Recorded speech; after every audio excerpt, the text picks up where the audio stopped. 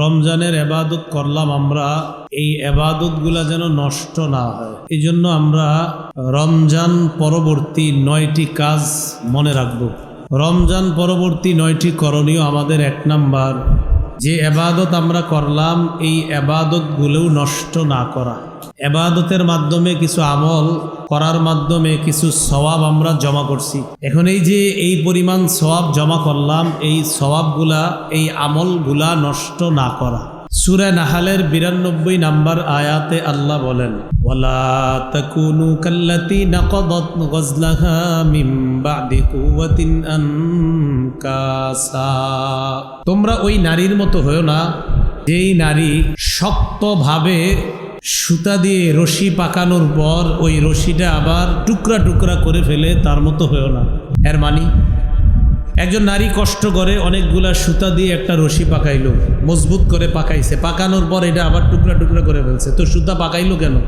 তো আল্লাহ বলেন, তোমরা ওই নারীর মতো হয়েও না যেই নারী সুতা দিয়ে রশি পাকাইলো, পাকানোর পর আবার টুকরা টুকরা করে ফেললো। এর মানে তোমরা যে আমল করলা, আমলের যে সওয়াব সঞ্চয় করলা, এটা নষ্ট করে দিও না। সুতা দিয়ে পাকিয়ে রশি বানানোর পর যদি এটা আবার খুলে দেওয়া হয়, তো রশি বানাইলেন কেন?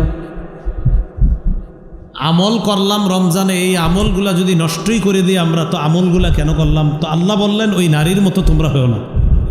সূরা মুহাম্মদের 33 নম্বর আয়াতে আল্লাহ বলেন, ইয়া আইয়ুহাল্লাযীনা আমানু আতিউল্লাহ ওয়া আতিউর রাসূল ওয়া লা তুবতিলু আমালাকুম।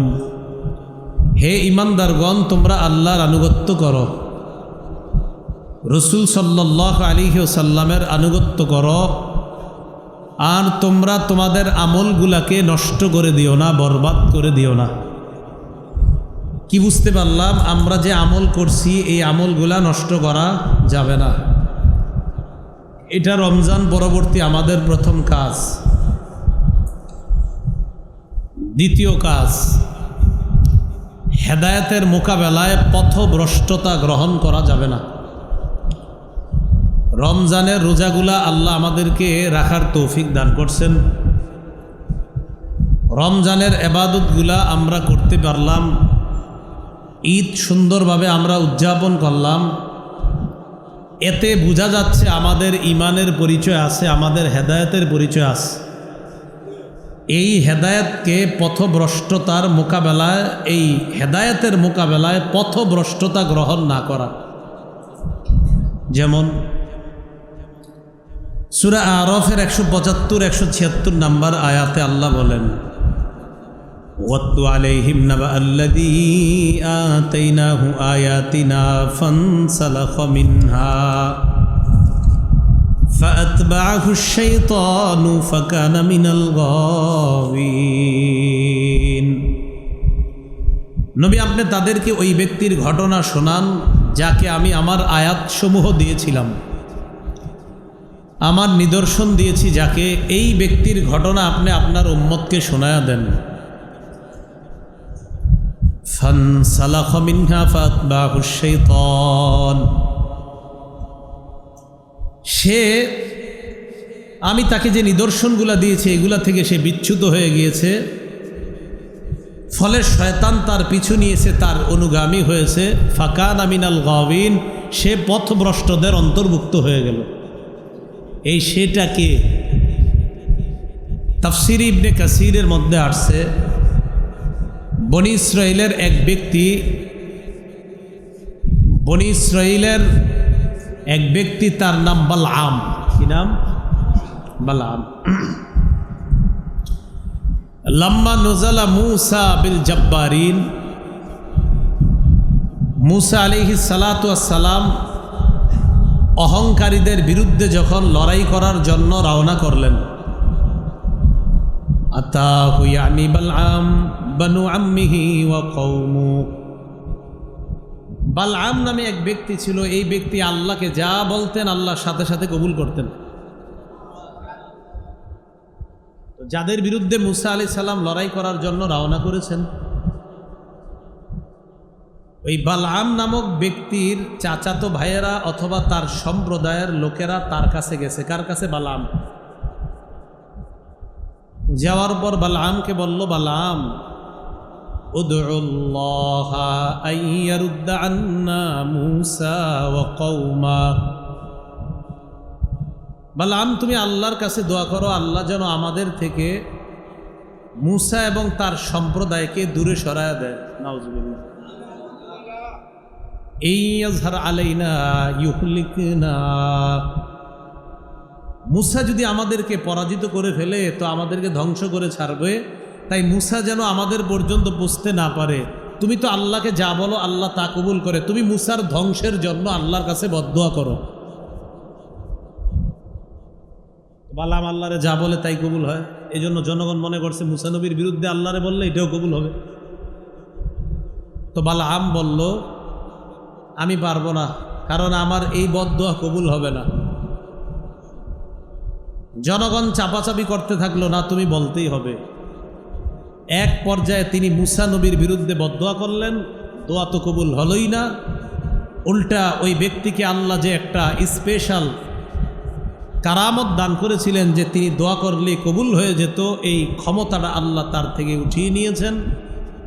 কোনো কোনো বর্ণনা আসছে তার জিহ্বা বের হয়ে গেছে, জিহ্বা বের হয়ে গেছে। তাহলে দেখেন তো, বালআম তার কাছে সত্য বিষয়টা ছিল, কিন্তু ওই ব্যক্তির চাপাচাপি করতে করতে এক পর্যায়ে সে পথভ্রষ্টতা গ্রহণ করেই নিল। আমাকে আপনাকে অনেকে বলবে চলো সিনেমা হলে চলো, আপনি বারবার বলবেন না না না না না। এক পর্যায়ে সে যদি নিয়ে যায় বুঝতে হবে আপনি পরাজিত হয়ে গেছেন। হেদায়েত গ্রহণ করার পর হেদায়েতের মোকাবেলায় পথভ্রষ্টতা গ্রহণ না করা। রমজান মাসে হেদায়েতের উপরে চলার যে একটা অভ্যাস আমরা অর্জন করেছি, এটা থেকে যেন আমাদেরকে কেউ পিছুতে হটাইতে না পারে, আল্লাহর কাছে বেশি বেশি দোয়া করা। এটা আমাদের দ্বিতীয় কাজ, যে হেদায়েতের মোকাবেলায় পথভ্রষ্টতা গ্রহণ না করা। 3 নাম্বার করণীয়, শয়তানকে শত্রু হিসাবে গ্রহণ করা। বলেন কি হিসাবে? রমজান মাসে শয়তান বাহিরে ছিল না শিকলে আবদ্ধ ছিল? কোথায়? এখন কি শয়তান শিকলে আছে না বাহিরে আছে? শয়তানকে শত্রু হিসাবে গ্রহণ করা। সূরা ফাতিরের 6 নম্বর আয়াতে আল্লাহ বলেন, ইন্নাশ শাইতানা লাকুম আদুউন ফাত্তাখিযুহু আদুওয়া ইন্নামা ইয়াদউ হিজবাহু লিয়াকুনু মিন আসহাবিস সাঈর। নিশ্চয়ই শয়তান তোমাদের শত্রু, তাকে শত্রু হিসাবে গ্রহণ করো। সে তার দলবলকে তার দিকে আহ্বান করে যেন তাদেরকে সে জাহান্নামী বানাতে পারে। নাউজুবিল্লাহ। শয়তান আমাকে আপনাকে ডাকার উদ্দেশ্য হলো যেন মানুষরা জাহান্নামী হয়ে যায়। এজন্য শয়তানকে কি হিসাবে গ্রহণ করা? বন্ধু না শত্রু? শত্রু হিসাবে গ্রহণ করা। সূরা আরাফের 27 নম্বর আয়াতে আল্লাহ বলেন, শয়তান আমাকে আপনাকে এমন জায়গা থেকে দেখতে পায়, আমি আপনি তাকে দেখতে পাই না। এই যে আমি এখন শয়তানের বিরুদ্ধে আলোচনা করতেছি, শয়তান সব দেখতেছে, আর আপনারা যে মন দিয়ে শুনতেছেন এগুলো দেখতেছে, আর ওর মেজাজ খারাপ হইতেছে। সূরা আরাফের 27 নম্বর আয়াতে আল্লাহ বলেন, ইয়া বানি আদম লা ইয়াফতিনান্নাকুমুশ শাইতানু কামা আখরাজা আবাওয়াইকুম মিনাল জান্নাহ ইয়ানজিউ আনহুমা লিবাসাহুমা লিউরিয়াহুমা সাওআতিহিমা ইন্নাহু ইয়ারাকুম হুয়া ওয়া কাবিলুহু মিন হাইসু লা তারাউনাহুম। আল্লাহ বলেন, হে আদম সন্তান, শয়তান তোমাদেরকে যেন বিভ্রান্ত করতে না পারে। কামা আখরাজা আবাওয়াইকুম মিনাল জান্নাহ, যেমনিভাবে শয়তান তোমাদের আব্বা আম্মা আদম হাওয়াকে জান্নাত থেকে বের করে দিস। ইয়ানজিউ আনহুমা লিবাসাহুমা লিউরিয়াহুমা সাওআতিহিমা, শয়তান আদম হাওয়া তাদের কাপড় টেনে ধরছে যেন একজনরে আরেকজনের লজ্জাস্থান দেখাইতে পারে। নাউজুবিল্লাহ। আল্লাহ বলেন ইন্নাহু ইয়ারাকুম হুয়া কাবিলুহু মিন হাইসু লা তারাউনাহুম, শয়তান আর তার সাঙ্গপাঙ্গরা তোমাদেরকে এমনভাবে দেখতে পায়, এমন জায়গা থেকে দেখতে পায় তোমরা তাদেরকে দেখতে পাও না। আমরা শয়তানকে দেখি, কিন্তু শয়তান আমাদেরকে দেখে। এবার আল্লাহ বলেন ইন্না জাআলনা শায়াতিনা আউলিয়া লিল্লাযিনা লা ইউমিনুন, যারা ঈমানদার না, যারা ঈমান আনে না, তাদের জন্য শয়তানকে আমি বন্ধু বানায়া দিছি, শয়তানকে তাদের অভিভাবক বানায়া দিছি যারা ঈমান রাখে না। বলেন আমরা কি ঈমান রাখি? তাহলে আমাদের কি শয়তান বন্ধু হতে পারে? ও আমাদের অভিভাবক হতে পারে না, আমাদের অভিভাবক আল্লাহ। শয়তানকে যেন আমরা শত্রু হিসাবেই গ্রহণ করতে পারি, আল্লাহ তৌফিক দান করেন। তাহলে রমজানে আমল করছি, শয়তান ছিল না। এখন শয়তান চাবে আমার আপনার রমজানের ইবাদতগুলো নষ্ট করতে, তাই খুব সতর্ক থাকা। আল্লাহ আমাদেরকে কথাগুলো বুঝার তৌফিক দান করেন। সূরা আরাফের 17 নম্বর আয়াতে আল্লাহ পাক রব্বুল আলামিন বলেন, ইবলিস আল্লাহকে চ্যালেঞ্জ করে বলতেছে, সুম্মা লাআতিয়ান্নাহুম মিন বাইনি আইদিহিম ওয়া মিন খালফিহিম ওয়া আন আইমানিহিম ওয়া আন শামাইলিহিম। আল্লাহ আদম সন্তানের ডানে বামে সামনে পিছন থেকে আমি আসব তাকে ধোঁকা দেওয়ার জন্য। আমার ডান দিকে, আমার বাম দিকে, আমার সামনে, আমার পিছন থেকে ইবলিস আমাকে আপনাকে ধোঁকা দিতে আসবে, চেষ্টা করবে। ঘর থেকে বের হয়েছেন, নামাজ পড়বেন, ডান দিক থেকে এসে ইবলিস কানে কানে কয়, এই খেলা শুরু হয়ে গেছে, 90 মিনিটের খেলা, আর কতক্ষণ? তুমি পরেও তো নামাজটা পড়তে পারবে, এশার নামাজ, এশা পরে পড়ো। তারপরে চিন্তা করলেন না, ইবলিসের কথা শুনবো না। একটু পরে বাম দিক থেকে এসে ইবলিস কয়, আরে এশার নামাজ পরে বললো তো হয়, না শুনবো না। একটু পরে সামনে থেকে আইসা কয়, আরে এশা পরে বললো তো হয়, না শুনবো না। পিছন থেকে আইসা ইবলিস কয়, আরে এশা পরে পড়ো তুমি। এই যে ইবলিসকে যদি আপনি কোনো দিক থেকে সুযোগ না দেন, না দিয়ে মসজিদে আসেন, বোঝা যাবে ইবলিসকে আপনি পরাজিত করে দিয়েছেন। ও চারোদিক থেকে আইসা আমাদেরকে ধোঁকা দিবে, ধোঁকা দেওয়ার চেষ্টা করবে। আল্লাহ ইবলিস থেকে আমাদেরকে হেফাজত করে।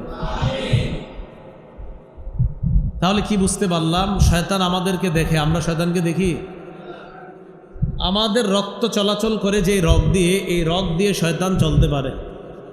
রক্ত চলাচল করার মতো শয়তানও চলতে পারে। সহিহ বুখারী 2038 নম্বর হাদিসের বর্ণনা, ক্বালা রাসূলুল্লাহ সাল্লাল্লাহু আলাইহি ওয়াসাল্লাম, ইন্নাশ শাইতানা ইয়াজরি মিনাল ইনসানি মাজরাদ দাম। রাসূলুল্লাহ সাল্লাল্লাহু আলাইহি সাল্লাম বলেন, মানুষের রক্ত চলাচল করে যেই দিক দিয়ে, রক্ত চলাচল করার মতো শয়তানও এইভাবে চলতে পারে। তাহলে দেখেন শয়তান কোন দিক দিয়ে চলতে পারে। সাহাবায়ে কেরাম প্রশ্ন করলেন, নমিনকা ইয়া রাসূলুল্লাহ, হুজুর আপনার রক্ত চলাচলের জায়গায় শয়তান চলতে পারেনি? নবীজি বললেন, ওয়া মিন্নি ওয়ালাকিন্নাল্লাহ আ'আনানি ফাআসলাম। শয়তান আমার রক্ত চলাচল করার জায়গায় চলতে পারে, তবে শয়তানের মোকাবেলায় আল্লাহ আমাকে সাহায্য করেন, তাই আমি নিরাপদ থেকে যাই।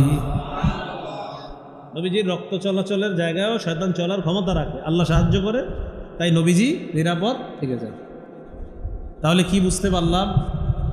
শয়তান আমাদেরকে দেখতে পায়, আবার শয়তান আমাদের রক্ত চলাচল করার মতো চলতে পারে আমাদের শরীরে।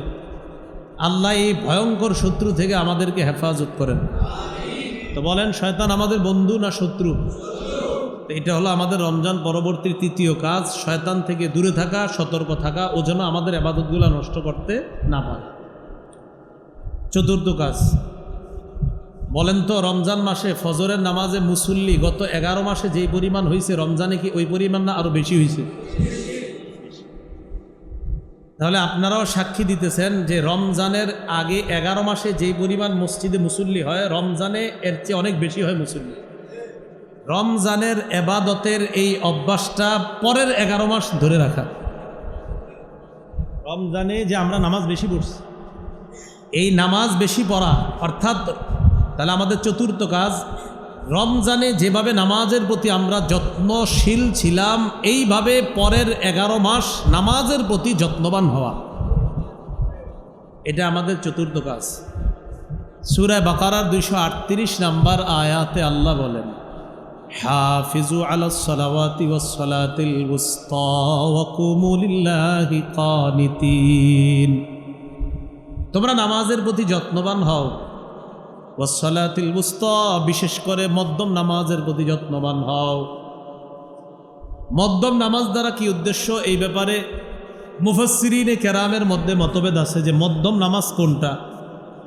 তবে হাদিস থেকে বোঝা যায় মধ্যম নামাজ দ্বারা উদ্দেশ্য আসরের নামাজ। কোন নামাজ? যেমন সহিহ বুখারীর 6396 নম্বর হাদিসের বর্ণনা। এই হাদিসের মধ্যে আসছে খন্দক যুদ্ধের দিন রাসূলুল্লাহ সাল্লাল্লাহু আলাইহি সাল্লাম কাফেরদের কারণে আসরের নামাজ পড়তে পারতেছিলেন না, সময় মতো দেরি হয়ে যাচ্ছে। দেরি হইতে হইতে সূর্য ডুবে গেছে।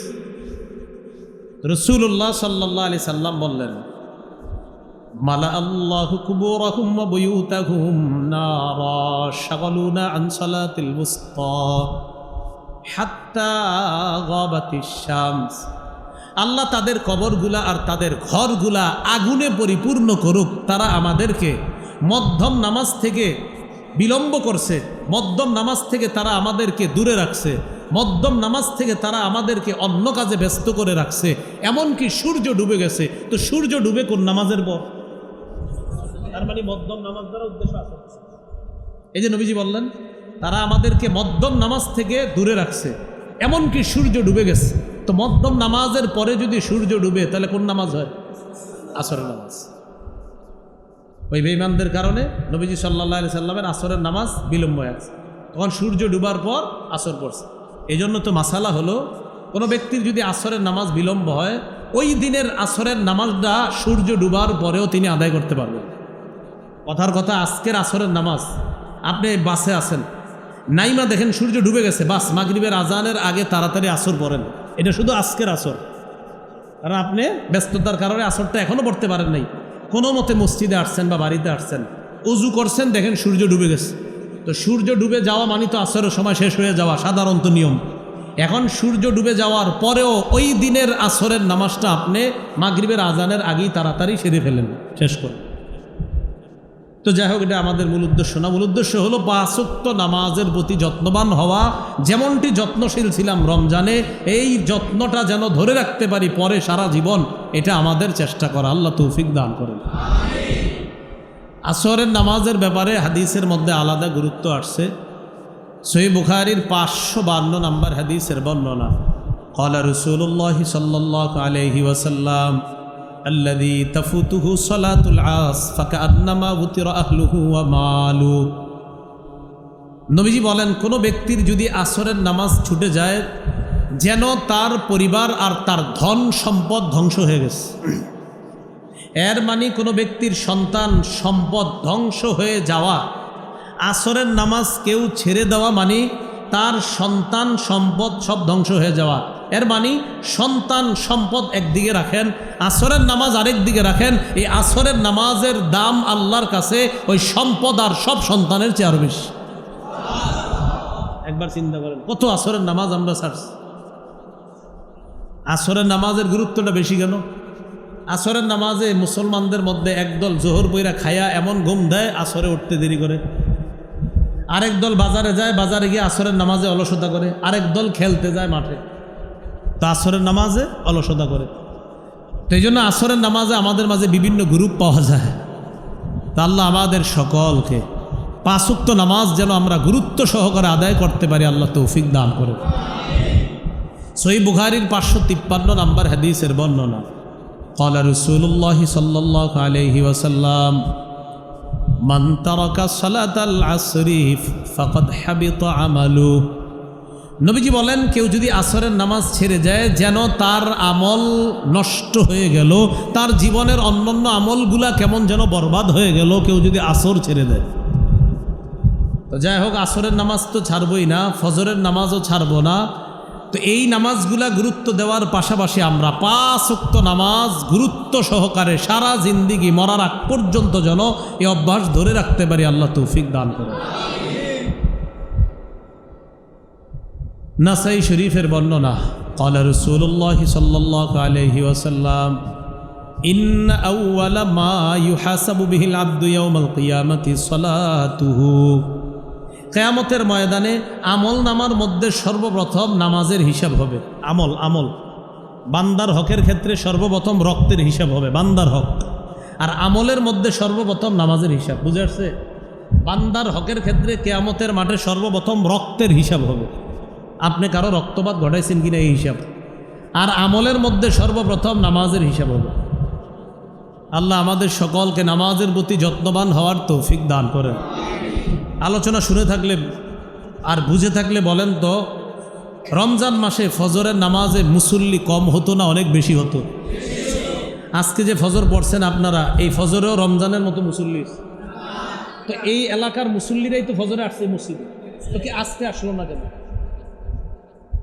তাহলে এই কথাটা বোঝা যে আমরা এই এলাকাবাসী তো রমজানে ফজর বললাম এই মসজিদে, তাহলে আজকের ফজর বা আগামীকালকের ফজরে আমরা রমজানের ওই মুসল্লিগুলা কেন আমরা হব না?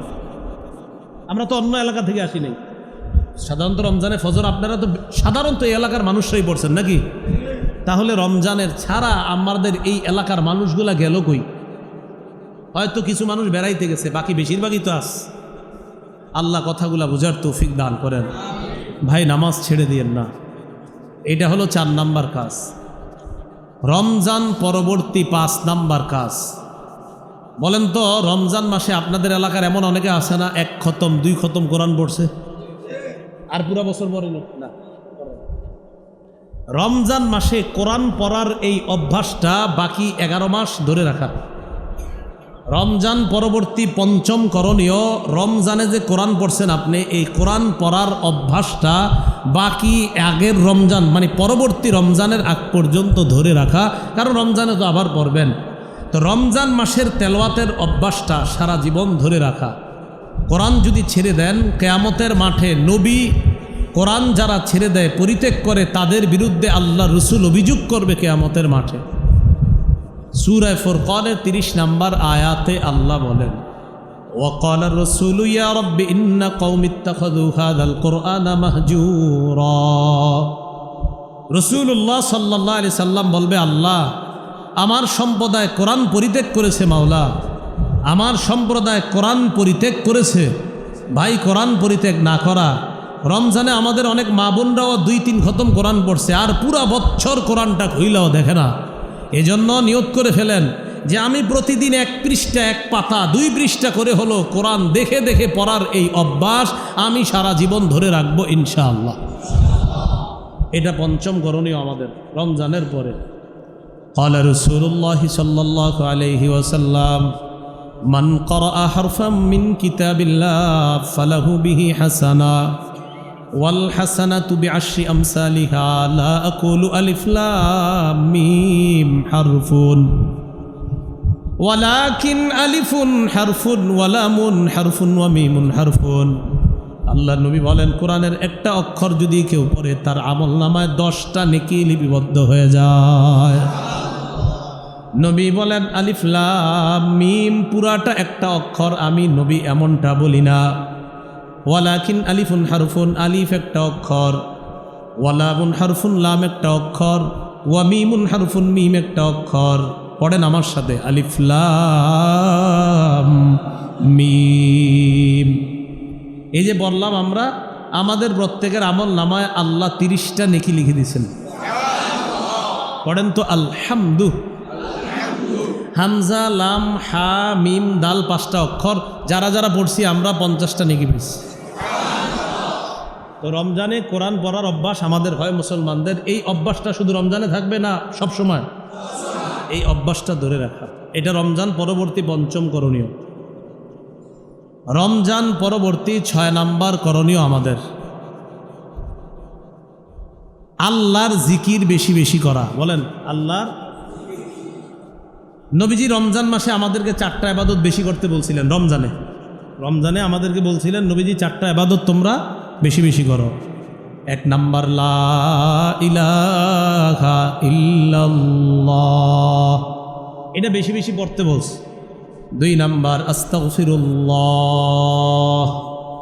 নবীজি বলছে রমজান মাসে এই দুইটা বেশি বেশি করবা। 3 নাম্বারটা বলছে আল্লাহর কাছে জান্নাত চাইবা। 4 নাম্বার বলছে জাহান্নাম থেকে বানা চাইবা। এই 4টা কাজ নবী আমাদেরকে রমজানে দিয়েছিলেন। তো প্রথম 2টা জিকির, লা ইলাহা ইল্লাল্লাহ আর ইস্তেগফার। জিকিরের এই অভ্যাসটা রমজানে আমাদের বাড়ছিল। আমরা বেশি বেশি আল্লাহরে স্মরণ করছি রমজানে। স্বাভাবিকভাবেই রমজান মাসে যেই পরিমাণ নামাজ আমরা পড়ছি, রমজানের বাহিরে কি ওই পরিমাণ পড়ি না? রমজানে একটু বেশি পড়ি। আরে বেশি তো পড়ি। এশার নামাজ কয় রাকাত পড়ছি আজকে? মোট 9। কয় রাকাত? কত হয়? তাহলে রমজানে আমরা 9 পড়ি না 29?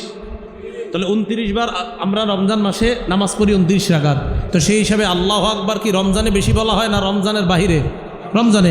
কারণ 20 রাকাত তারাবিতেই তো আমরা আল্লাহু আকবার বলতেছি কতবার বেশি।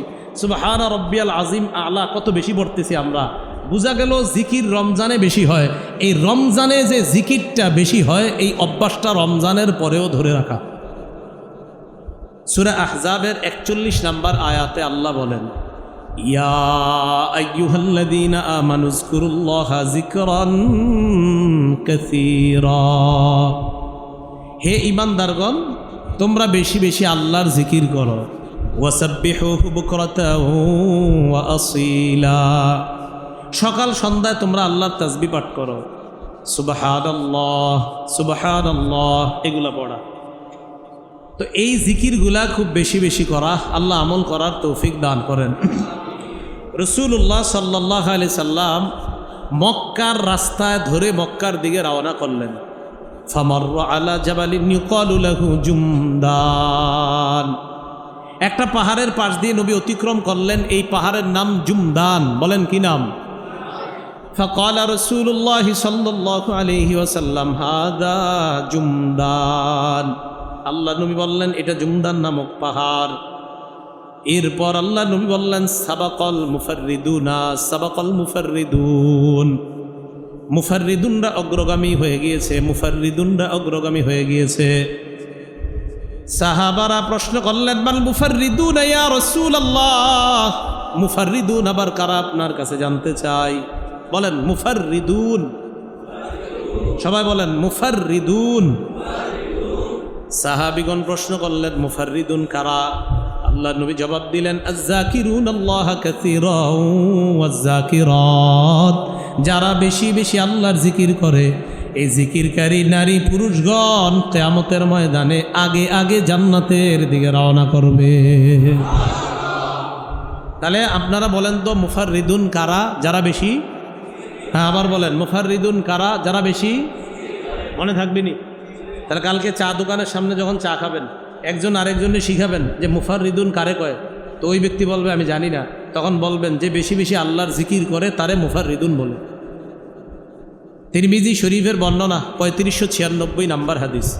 ক্বালা রাসূলুল্লাহ সাল্লাল্লাহু আলাইহি ওয়াসাল্লাম সাবাকাল মুফরিদুনা। বলেন মুফরিদুন। আগে কি শিখছেন? মুফাররিদুন। এখন কি শিখলেন? আবার বলেন আগে কি শিখলেন আর এখন? নবী বললেন মুফরিদুন যারা তারা আগে আগে জান্নাতের দিকে রওনা করবে, তারা অগ্রগামী হয়ে গিয়েছে। মুফরিদুন অর্থ হলো হালকা পাতলা মানুষ যারা, তারা আগে আগে জান্নাতের দিকে রওনা করছে।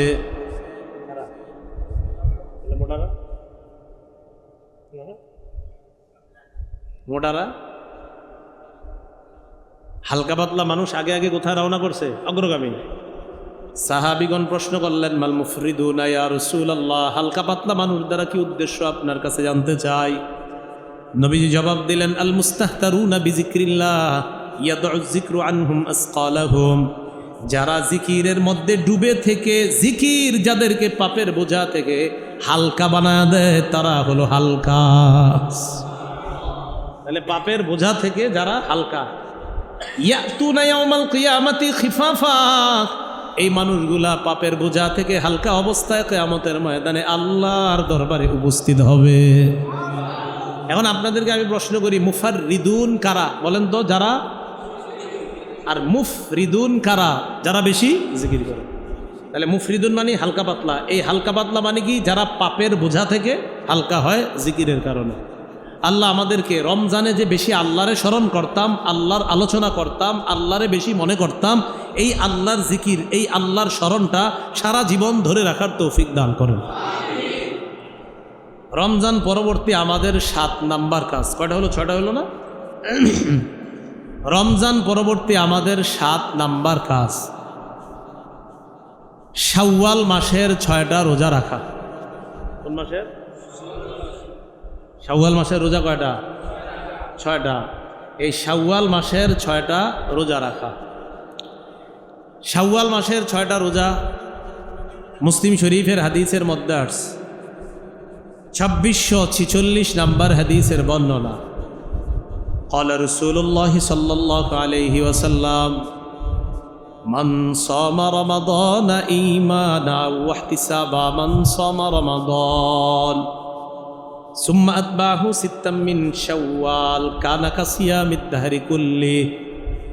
নবীজি বলেন, কেউ যদি রমজানের রোজা রাখে আর শাওয়াল মাসে 6টা রোজা রাখে, সে কেমন যেন সারা বছর রোজা রাখলো। রমজানের সবগুলো রাখছেন আর শাওয়াল মাসে 6টা, সে কেমন যেন কি করলো? সারা বছর সে কেমন যেন কি রাখলো? রোজা রাখলো। তাহলে শাওয়াল মাসের 6টা রোজা রাখা। এখন এক্ষেত্রে একটা মাসালা হলো, মা বোনরা শ্রদ্ধার সাথে শুনবো, কেউ হাসবো না। আমাদের অনেক মা বোন রমজান মাসে আল্লাহ প্রদত্ত একটা অসুস্থতার কারণে কেউ 3 দিন, কেউ 5 দিন, কেউ 7 দিন, কেউ 10 দিন রোজা রাখতে পারেনি। তারা যদি শাওয়াল মাসের এই 6টা রোজা রাখতে চায়, তাহলে এই 6 রোজা আলাদা রাখতে হবে। আর তাদের যে কর্তব্য 6টা রোজা বা 5টা রোজা বা 7টা রোজা বা 10টা রোজা বা 3টা রোজা, ওইটা আলাদা রাখতে হবে। কথা বুঝছেন? তার যে 5টা রোজা বাদ গেল বা 3টা রোজা বাদ গেল, ওইটা আলাদা রাখবে, আর শাওয়াল মাসের রোজা আলাদা রাখবে। কথার কথা, আমাদের কোনো বোনের 5টা রোজা বাদ গেল রমজান মাসে, তাহলে বলেন তো ওনার উপর কয়টা রোজা কর্তব্য? এখন 5টা। আর শাওয়াল মাসের 6 রোজা যদি উনি রাখতে চায়, তাহলে 5 রোজা আলাদা রাখতে হবে, আর শাওয়ালের 6 রোজা যদি উনি রাখে, এটা আলাদা রাখতে হবে। কথা বুঝে আসছে? আচ্ছা, শাওয়ালের রোজার ব্যাপারে আরেকটা মাসালা, যদি কেউ চান 6টা রোজা টানা 6 দিন রাখবেন, তাও পারবেন। আর কেউ যদি চান না, আমি আজকে রাখলাম 2 দিন পরে আরেকটা, এইভাবে পুরা শাওয়াল মাসে 6টা রাখলেই হবে। আপনি গ্যাপ দিয়ে যদি 6টা রাখেন তাও হবে, আর টানা যদি আপনি 6টা রাখেন তাও হবে। তাহলে শাওয়াল মাসের 6টা রোজা রাখা, এটা রমজান পরবর্তী আমাদের 7 নাম্বার করণীয়। রমজান পরবর্তী আমাদের 8 নাম্বার করণীয়, গুনাহ ছেড়ে দেওয়া। বলেন, কি ছেড়ে দেওয়া? বলেন তো, রমজান মাসে ইবাদত করার কারণে তুলনামূলকভাবে গুনাহ কি আমরা বেশি করছি না কম? কারণ রমজানে ইবাদত বেশি করছি। রমজানে এশার নামাজ পড়তে আমাদের লাগছে 15-20 মিনিট। রমজান মাসে এশার নামাজে মসজিদে এসে আমরা 1.5-2 ঘন্টা পরে বাসায় গেছি। তার মানে 1.5-2 ঘন্টা গুনাহমুক্ত ছিলাম আমরা। রমজান মাসে ফজরের নামাজের আগে অন্য সময় আসতাম আমরা, সাধারণত আপনার কোনো মতো এসে সুন্নত পড়ি। রমজানে সাহারির সময় উঠা সাহারি খাই, এরপর ফজর পড়তে পড়তে প্রায় 1-1.5 ঘন্টা আমরা কোনো গুনাহ করি না। তাহলে বোঝা গেল তুলনামূলক রমজানে গুনাহ আমাদের অটোমেটিক কম হয়। এই যে গুনাহ কম হওয়ার অভ্যাস, এটা সারা জীবন ধরে রাখা। সারা জীবন কি করা? ধরে রাখা। গুনাহ আমরা ছেড়ে দিব। গুনাহ ছেড়ে দিব কেন? আমরা গুনাহ যদি না ছাড়ি, গুনাহ আমাদের অনেক ক্ষতি করে। গুনাহের 1 নাম্বার ভয়ঙ্কর ক্ষতি হলো, যারা নিয়মিত গুনাহ করে, এমন কিছু গুনাহ আছে যেই গুনাহের কারণে আল্লাহ তাদেরকে অভিশাপ দেয়। কে অভিশাপ দেয়? মানুষ অভিশাপ দিলে ঠিক আছে, এটা কথার কথা, মানে মানুষ মানুষকে অভিশাপ দেয়, এটা হয়তো মাপটাপ চায় না, ভাই অভিশাপ দিয়ে না। কিন্তু আল্লাহ যদি অভিশাপ দেয়, ব্যাপারটা কেমন? মুসলিম শরীফের হাদিস 1978 নাম্বার হাদিসের বর্ণনা। قال رسول الله صلى الله عليه وسلم لعن الله من لعن والدا। ওই ব্যক্তিকে আল্লাহ অভিশাপ দেয় যে ব্যক্তি তার মা বাবাকে অভিশাপ দেয়। ওই ব্যক্তিকে আল্লাহ অভিশাপ দেয় যে ব্যক্তি তার মা বাবাকে অভিশাপ দেয়। বাবা বুড়া হয়ে গেছে, বুড়া হওয়ার পর বাবা 2-3টা কাজ যদি রাতের বেলায় দেয়, সন্তান পাশের ঘর থেকে কয় বুড়াটা মরতে পারে না, হ্যাঁ বুড়া মরে না? বাবারে মারে যদি কোনো সন্তান অভিশাপ দেয়, তারে আল্লাহ অভিশাপ দেয়। ওয়ালাআনাল্লাহু মান যাবাহা লিগাইরিল্লাহ, ওই ব্যক্তিকে আল্লাহ অভিশাপ দেয় যেই ব্যক্তি আল্লাহ ছাড়া অন্য নামে পশু জবাই করে।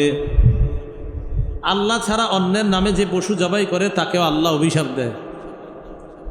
আগামী কোরবানিতে আপনারা পশু জবাই করবেন এইভাবে, যে আলেম, যে ইমাম সাহেব আপনাদের পশুটা জবাই করবে, তার হাতে আপনারা যে কাগজটা ধরিয়ে দিবেন, তখন বলবেন, হুজুর এই 5 জনের, এই 2 জনের, এই 3 জনের বা এই 7 জনের পক্ষ থেকে আল্লাহর নামে গরুটা জবাই করেন।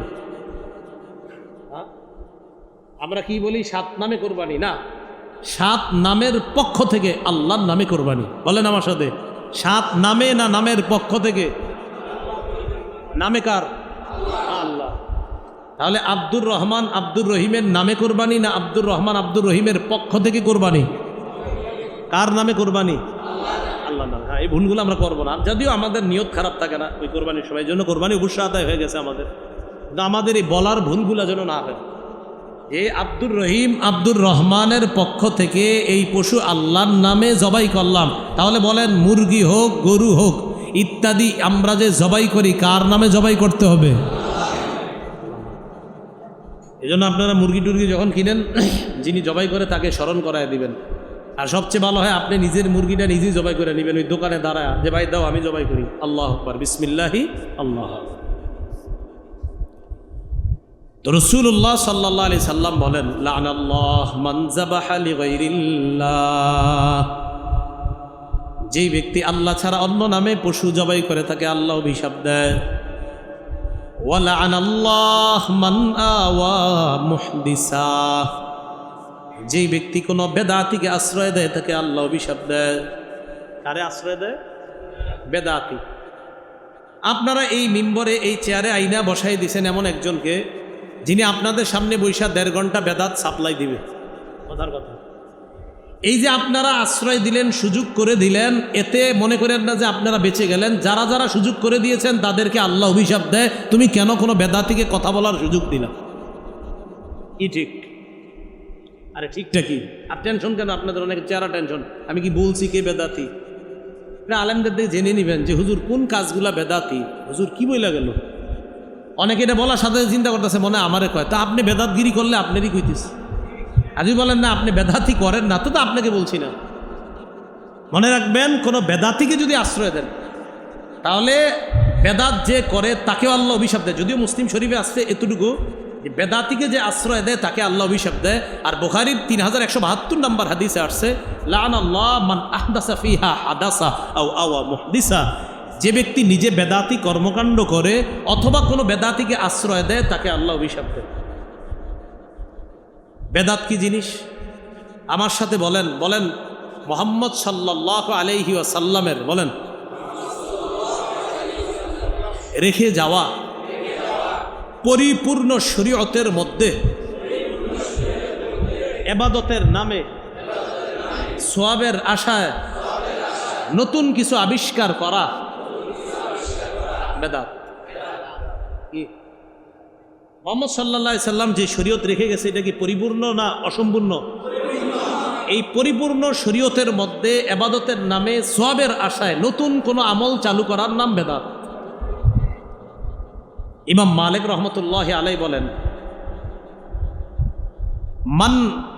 মানিবতাদা ফিল ইসলামি বিদআতান, ইসলামের মধ্যে যদি কোনো বেদাতি কর্মকাণ্ড কেউ চালু করে, ফাকাদ জাআমা আন্না মুহাম্মাদান সাল্লাল্লাহু আলাইহি ওয়াসাল্লাম ক্বাদ খানা রিসালা, কোনো ব্যক্তি যদি মুহাম্মদ সাল্লাল্লাহু আলাইহি সাল্লামের শরীয়তের মধ্যে ইবাদতের নামে নতুন কোনো নিয়ম চালু করে, সে কেমন যেন এই দাবি করলো মুহাম্মদ সাল্লাল্লাহু আলাইহি সাল্লাম তার নবুয়তের দায়িত্ব পালনে খেয়ানত করে গেছেন। সে কেমন যেন এটা মনে করলো, যদি মনে না করতো তো কেন নতুন কিছু বানাইলো? তো ইমাম মালিক বলেন, তুমি যদি মনে করো মুহাম্মদ সাল্লাল্লাহু আলাইহি সাল্লাম পরিপূর্ণ দিন রেখে গেছে, তো তুমি নতুন কেন বানাইলা?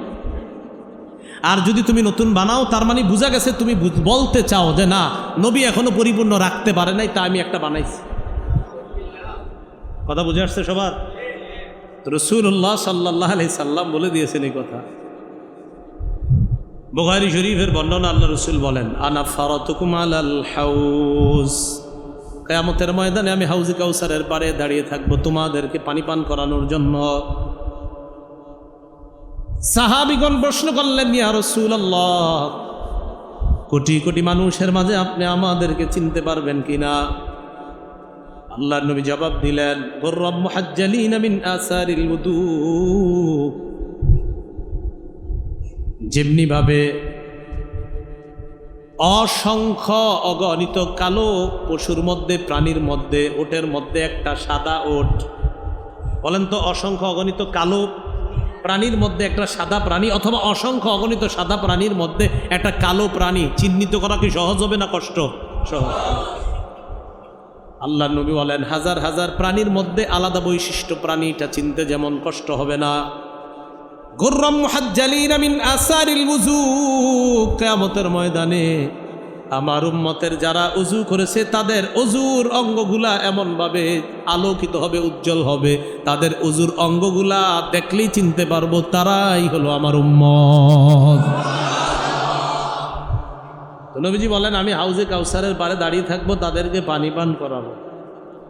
মান মাররা আলাইয়া শারিবা ওয়া মান শারিবা লাম ইয়াজমা, আমার সামনে দিয়ে আমার উম্মতের যে অতিক্রম করবে, পানি পান করবে, ওয়ামান শারিবা লাম ইয়াজমা, আর যে পানি পান করবে সে পিপাসার্ত হবে না। তাহলে নবী আমাদেরকে হাউজে কাউসারের পানি পান করানোর জন্য হাউজে কাউসারের পাড়ে দাঁড়িয়ে থাকবে। নবী বলেন, যে হাউজে কাউসারের পানি পান করবে সে পিপাসার্ত হবে না।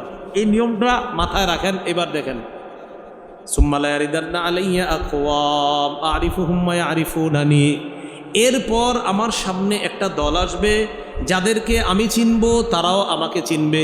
তো নিয়ম শিখলাম কি?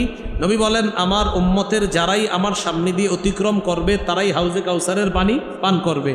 তো আমার সামনে একদল মানুষ আসবে, আমি তাদেরকে চিনব, তারাও আমাকে চিনবে। যেই মাত্র আমি তাদেরকে হাউজে কাউসারের পানি পান করাবো, ইউহালু বাইনি ওয়া বাইনাহুম, আমার আর তাদের মাঝে প্রতিবন্ধক হয়ে যাবে, আড়াল হয়ে যাবে, প্রতিবন্ধকতা সৃষ্টি করা হবে, পানি পান করাইতে দেওয়া হবে না। তা আমি প্রশ্ন করব, ইন্নাহুম মিন উম্মতি, আল্লাহ এরা তো আমার উম্মত, তো আমার উম্মতরে আমি পানি পান করাবো না?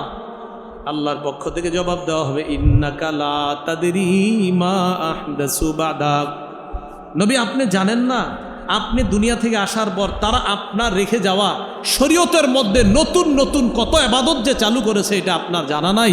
এই কারণে আজকে আপনি তাদেরকে পানি পান করাতে পারবেন না। যেই নবী উম্মতকে পানি পান করাইতে চাইল সেই নবী তখন তাদেরকে বলবে, সুহকন সুহকন লিমান গায়্যারা দীনি, আমার সামনে থেকে দূর হও, আমার শরীয়তকে যে পরিবর্তন করছে তাকে আবার কিসের পানি পান করাবো, যাও আমার সামনে থেকে দূর হও। তাহলে বেদাতি কর্মকাণ্ড যদি করে কেউ, হাউজে কাউসারের পানি থেকে সে বঞ্চিত হবে। আল্লাহ আমাদের সকলকে বেদাতি কাজ করা এবং বেদাতিকে আশ্রয় দেওয়া থেকে আল্লাহ আমাদেরকে হেফাজত করেন। তো বলছিলাম, এমন কিছু গুনাহ আছে যেই গুনাহগালার কারণে আল্লাহ অভিশাপ দেয়, এর মধ্যে বেদাত একটা গুনাহ। এই গুনাহ যে করবে আর যাদেরকে দিয়ে করানোর সুযোগ করে দিবে, উভয়কে আল্লাহ অভিশাপ দিবে।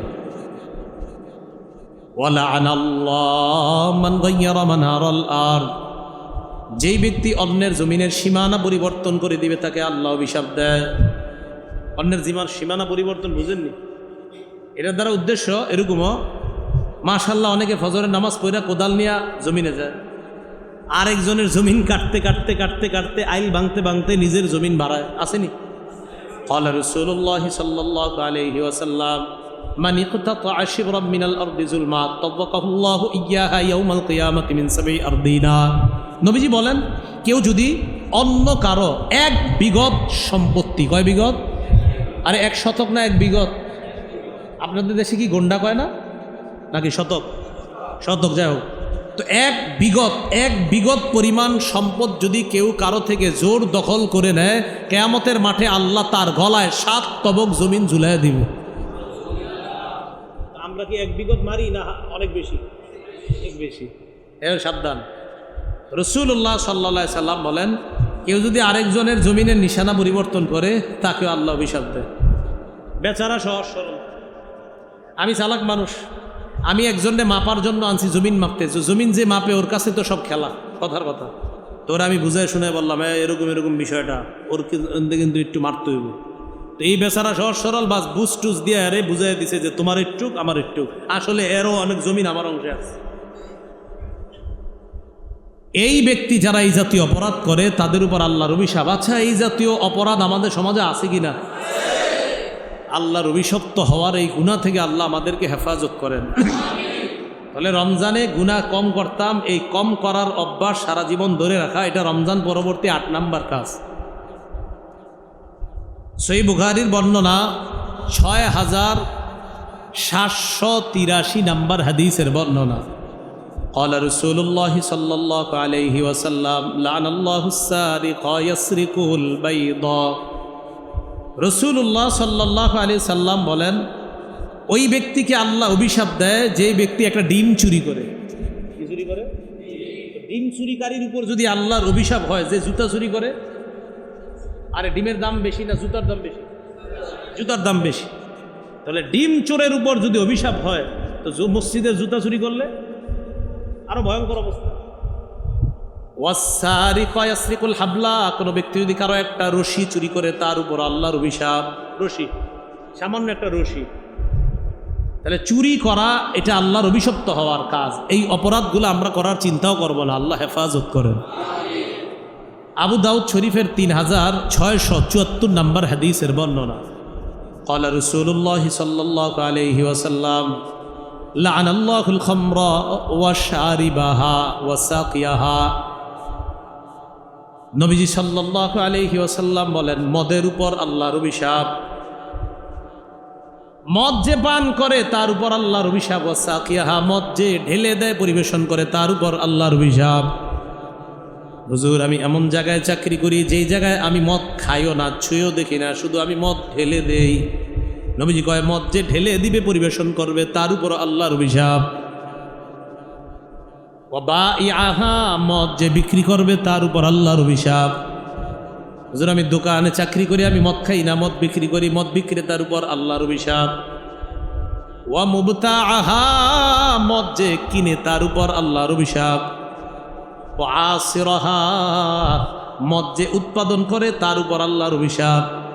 এ চাকরি করে 7 দিন আঙ্গুর ইত্যাদি ইত্যাদি ভিজায়া ডিজায়া এটারে রাখবে, এটা দিয়ে মদ বানাবে। এই যে এরকম মদ উৎপাদন করে তার উপর অভিশাপ। ওয়া মুআতাসিরাহা, মদ যে বোতলজাত কইরা এটার উপর দিয়া লেখে বাংলা মদ। আরো অনেক নাম আছে, হ্যাঁ অনেক নাম আছে এরকম। মাদকের প্রচুর নাম, কানাডা ড্রাই, মস্তুদ, শ্যাম্পেন, বিয়ার, আফিম ইত্যাদি প্রচুর নাম আছে। মানে আমি এরকম জানি কেমনে নাকি। মাদকের উপরে আমার একটা আলোচনা আছে, ওখানে দেখবেন আরো বেশি কইছি অনেকগুলা কি কি মাদক দ্রব্য আছে।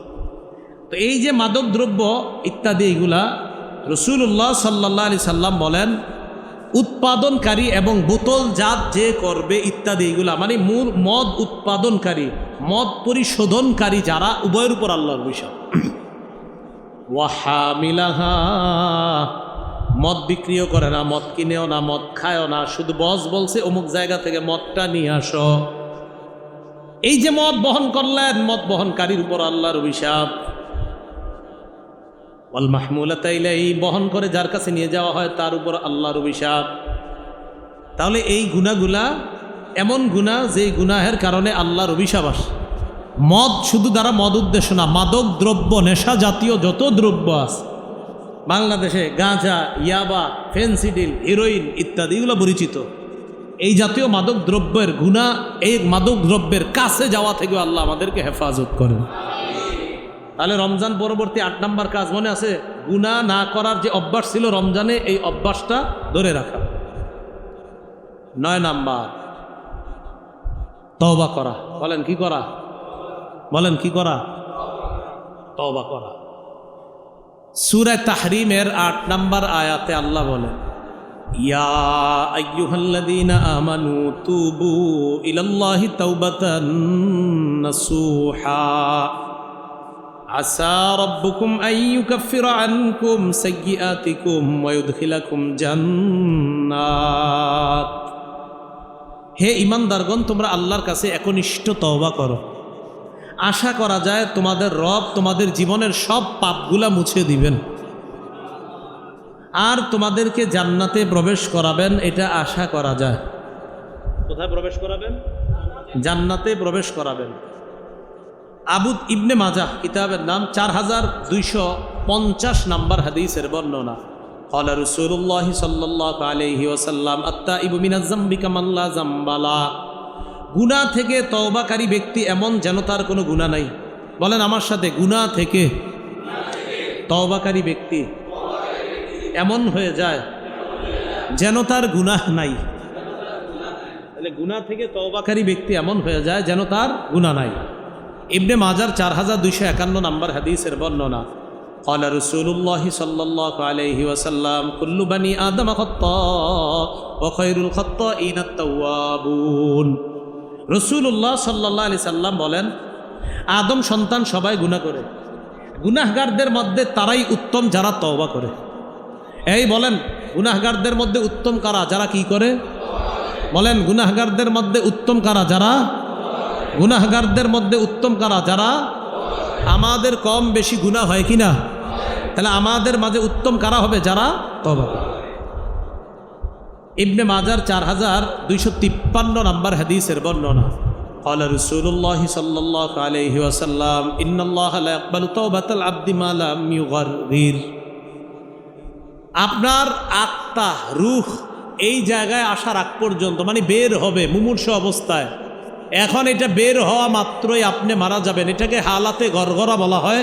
এই হালাতে গরগরার আগ পর্যন্ত আপনার তওবা আল্লাহ কবুল করবেন। তিরমিজি শরীফের একটা হাদিস শোনেন, 3538 নম্বর হাদিস, মানে 3538 নম্বর হাদিস। তিরমিজি শরীফে হাদিসটা আসছে সংক্ষেপে, বুখারী শরীফে আরেকটু বড়, আর মুসলিম শরীফে এত বড়, মানে একই হাদিস। তিরমিজিতে একটু ছোট, বুখারীতে আরেকটু বড়, মুসলিম শরীফে আরো বড় এই হাদিসটা। রাসূলুল্লাহ সাল্লাল্লাহু আলাইহি সাল্লাম বলেন, এক ব্যক্তি বাহন নিয়ে সফরে বের হয়েছে। ওই বাহন নিয়ে সফরে বের হওয়ার পর ওই বাহনের মধ্যে তার খানা, তার পানি, তার টাকা পয়সা সব ওইটার মধ্যে। সফর করতে করতে ক্লান্ত পরিশ্রান্ত হয়ে গেছে। ক্লান্ত শ্রান্ত শরীর নিয়ে চিন্তা করলো একটু বিশ্রাম নেই। একটা ছায়ায় অবতরণ করলেন সেখানে বিশ্রাম নেওয়ার জন্য। তো বিশ্রাম নেওয়ার জন্য সেখানে উনি অবতরণ করার পর বিশ্রাম নিতে গিয়া চোখ লেগে আসছে, ঘুমায় গেছে। ঘুম থেকে উইঠা দেখে তার বাহনটা হারিয়ে গেছে। বলেন, বাহন হারাইছে না খানা পানি সব হারাইছে? সব তো এটাতে ছিল। এখন ওই ব্যক্তির সামনে দুইটা অপশন। এক নাম্বার, যেই সফরে রওনা করছে সেখানে যাওয়া। 2 নাম্বার, বাড়ি থেকে রওনা করছে বাড়িতে ফিরে যাওয়া। এই অপশন দুইটাই। কিন্তু 2 অপশন পালন করতে যেটাই করবে, উনি যদি সফরের গন্তব্যে রওনা করে সেখানে গেলেও মরবে, কারণ এই পরিমাণ খাদ্য নাই যেই পরিমাণ খাদ্য খাইলে তার জীবনটা বেঁচে যাবে, অর্থাৎ না খাইয়েই মারা যাবে সে নিশ্চিত। তার মানে বাড়িতেও যাওয়া সম্ভব না, গন্তব্যে যাওয়া সম্ভব না। তো চিন্তা করছে, মরি তো এনে বইয়েই মরে যাই। তো যেখানে বিশ্রাম নিছে ওখানে গিয়ে বসে রয়েছে যে আল্লাহ মৃত্যু দিলে এখানে দিয়ে দিবে। তো বিশ্রাম নিতে গিয়ে আবার চোখ লেগে গেছে। চোখ লেগে যাওয়ার পর আবার চোখ খুলছে। চোখ খুইলা দেখে তার হারিয়ে যাওয়া বাহনটা পানি খানা নিয়ে উপস্থিত। খুশি কেমন? কম না বেশি? এতটুকু অংশ বুখারীতে আছে, মুসলিম আছে, এতটুকু। এখন যতটুকু বলবো এটা মুসলিমে। এখন যেটা বলবো, এত পরিমাণ খুশি হয়েছে, আখতা বিশিদ্দাতিল ফারহি, খুশির অতি সহ্যে, আমাদের দেশীয় ভাষায় খুশির ঠেলায়। ওই ব্যক্তি আল্লাহরে বলবে, আল্লাহ আপনি আমার রব, আমি আপনার গোলাম। তো খুশিতে ভুলে আল্লাহরে কইতেছে, আল্লাহুম্মা আনতা আবদি ওয়া আনা রব্বুকা, আল্লাহ আপনি আমার গোলাম, আমি আপনার রব। আসলে এটা না, উনি বলতে চাইছিল কি যে আল্লাহ আপনি আমার রব, আমি আপনার গোলাম, কিন্তু খুশিতে মাথা ঠিক নাই। তো নবীজি বলেন, খুশিতে ওই লোক আল্লাহর বান্দা বইলা ফেলছে আর নিজের রব বইলা ফেলছে, আসলে ব্যক্তির মাথাটা ঠিক ছিল না। নবী বলেন, খুশির কারণে এই ব্যক্তি যতটা আনন্দিত হয়েছে, লাল্লাহু আফরাহু বিতাওবাতি আহাদিকুম মিন আহাদিকুম ইদা বিদল্লাতিহি ইদা ওয়াজাদাহা, তোমাদের কেউ হারিয়ে যাওয়া বাহন ফিরে যাওয়ার পর যেই পরিমাণ খুশি হয়, খুশির কারণে সে যা বলে মুখ দিয়ে উল্টা পাল্টা, এর চেয়েও কোটি গুণ বেশি খুশি তওবার কারণে আল্লাহ হয়ে যায়। তাহলে তওবা কম করা দরকার না বেশি? কয়বার? নবীজির আগেও গুনাহ নাই, পরেও গুনাহ নাই, তিনি করতেন 100 বার ডেইলি তওবা। আগে পরে কি নাই কোনো? তিনি কয়বার তওবা করতেন? আমগো কয়বার দরকার? হিসাব ছাড়া। মানে আমগো তো গুনাহই নেই, যার আগে পরে গুনাহ নাই তিনি 100 বার তওবা করতেন নিয়মিত। তাহলে আমাদের কি পরিমাণ তওবা করা দরকার? আল্লাহ আমাদের সকলকে বোঝার তৌফিক দান করে। এখন গুরুত্বপূর্ণ একটা কথা বলবো, তওবার 4টি শর্ত। বলেন, এটা মুখস্থ রাখতে হবে। বলেন, তওবার শর্ত কয়টি? তওবার শর্ত কয়টি? 1 নাম্বার গুনাহ থেকে ফিরে আসা। বলেন, 1 নাম্বার। 2 গুনাহের উপর অনুতপ্ত হওয়া। বলেন, গুনাহের উপর মানে আফসোস করা, আমি কি করলাম, ঠিক করি নাই, আহা এটা আমার ঠিক হয় নাই, এরকম আফসোস। তাহলে 1 নাম্বার আল ইখলাউ আনিল মাসিয়া, গুনাহ থেকে ফিরে আসা। 2 নাম্বার আন নাদামু, অনুতপ্ত হওয়া। ইবনে মাজার 4252 নাম্বার হাদিসে আসছে আন নাদামু আত তাওবা, অনুতপ্ত হওয়াটাই একটা তওবা। সুবহানাল্লাহ। মানে গুনাহ করছেন, না না ছি ছি এটা ঠিক করি নাই, এই যে অনুতপ্ত, এটাই তওবা নবীজি বলেন। তো 1 নাম্বার গুনাহ থেকে ফিরে আসা, 2 নাম্বার গুনাহের উপর অনুতপ্ত হওয়া, 3 নাম্বার দৃঢ় প্রতিজ্ঞা করা ভবিষ্যতে আমি এই গুনাহ আর করব না। 1 নাম্বার গুনাহ থেকে ফিরে আসা, 2 নাম্বার অনুতপ্ত হওয়া, 3 নাম্বার দৃঢ় প্রতিজ্ঞা করা আমি ভবিষ্যতে এই গুনাহ করব না। 4 নাম্বার বান্দার হক থেকে থাকলে আদায় করে দেওয়া, কারণ এটা আল্লাহ মাফ করবে না। আল্লাহর যেগুলো নষ্ট করছেন এগুলো আল্লাহ রহম, আল্লাহ রহিম, আল্লাহ গফুর, আল্লাহ মাফ করে দিবেন। কিন্তু বান্দার যেগুলো নষ্ট করছেন এগুলো কিন্তু আল্লাহ মাফ করবে না, এটা বান্দার থেকে আপনি মাফ চেয়ে নিতে হবে। তাহলে প্রথম 3টা আর 4 নাম্বারটা, 1 নাম্বার গুনাহ থেকে ফিরে আসা, 2 নাম্বার অনুতপ্ত হওয়া, 3 নাম্বার ভবিষ্যতে আর করব না এই প্রতিজ্ঞা করা, 4 নাম্বার বান্দার হক আমার জিম্মায় থেকে থাকলে এই হক আদায় করে দেওয়া।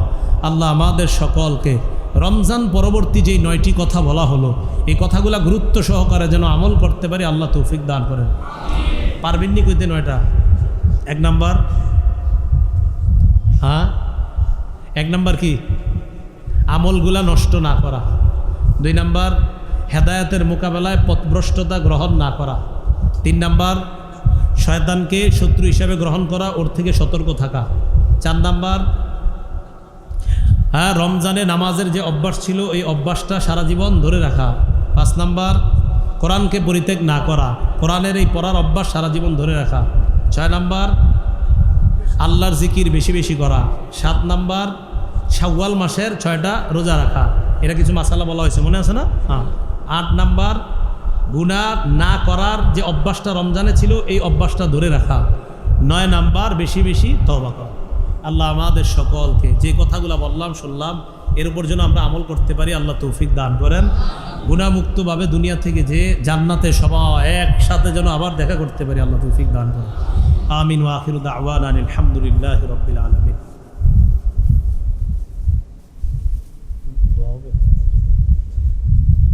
اللهم صل على محمد وعلى ال محمد كما صليت على ابراهيم وعلى ال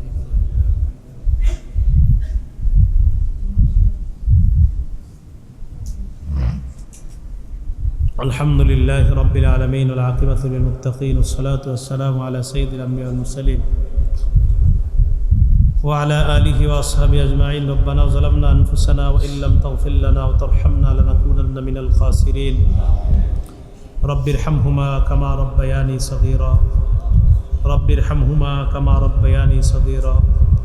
আল্লাহ আমাদেরকে আপনি মাফ করে দেন, জীবনের গুনাহগুলো মাফ করে দেন, যারা অসুস্থ সুস্থ বানায়া দেন, যারা ঋণী ঋণ পরিশোধের ব্যবস্থা করে দেন, যারা অভাবী অভাব দূর করে দেন। আল্লাহ রমজানে আমলের যে অভ্যাস সারা জীবন যেন অভ্যাস ধরে রাখতে পারি তৌফিক দান করেন। আল্লাহ আমাদের ভুলের শেষ নাই, ভুলে ভরাই জীবন, চোখ দিয়ে ভুল করি, হাত দিয়ে ভুল করি মাওলা, পা দিয়ে ভুল করি, অঙ্গ প্রত্যঙ্গ দিয়ে কত গুনাহ করি মাওলা।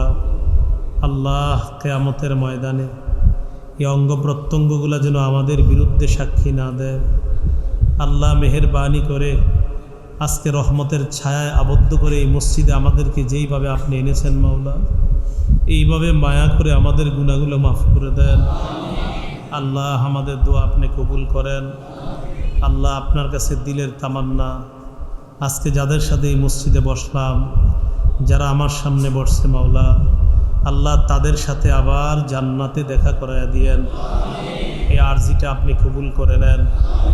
আমরা জানি আমাদের প্রচুর গুনাহ মাওলা, কিন্তু আপনি ছাড়া আমরা কোথায় যাব? আমরা তো আপনাকেই রব মানি, আমরা তো আপনাকেই গফুর মানি, আমরা তো আপনাকেই রহিম মানি। আল্লাহ, আমরা বিশ্বাস করি আপনি ছাড়া আমাদের ক্ষমা করার কেউ নাই। আল্লাহ মেহেরবানি করে আমাদের জীবনের সব গুনাহগুলা মাফ করে দেন। বান্দার হকগুলা যেন আদায় করতে পারি তৌফিক দান করেন। কথার কষ্ট, কর্মের কষ্ট যেন আমরা কাউকে না দেই। মেহেরবানি করে আমাদেরকে আপনি হেফাজত করেন। রব্বানা তাকাব্বাল মিন্না ইন্নাকা আনতাস সামিউল আলিম ওয়া তুব আলাইনা ইন্নাকা আনতাত তাওয়াবুর রহিম।